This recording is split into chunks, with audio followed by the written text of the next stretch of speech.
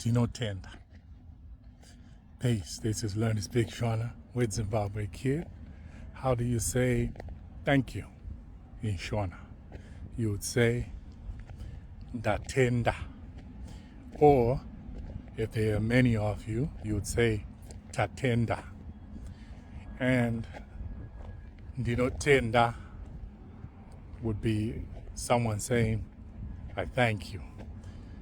And tatenda also happens to be a Shona name, which means we thank you.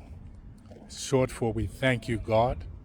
But most Shona names are written in short, with the ending phrase being assumed as example, we thank you, God. Tatenda Mwari. So Tatenda is a Shona name.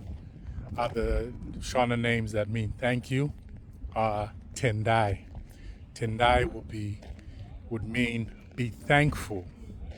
Be thankful. That's another Shona name. And then Tinotenda. So you might hear of a Shona name Tino, which is short for Tinotenda. Tinotenda, Tendai, Tatenda, thanking God. So thank someone. Next time you get a gift, next time they cook you a meal, next time they open the door, next time anyone does anything good for you, say thank you, Datenda. Peace.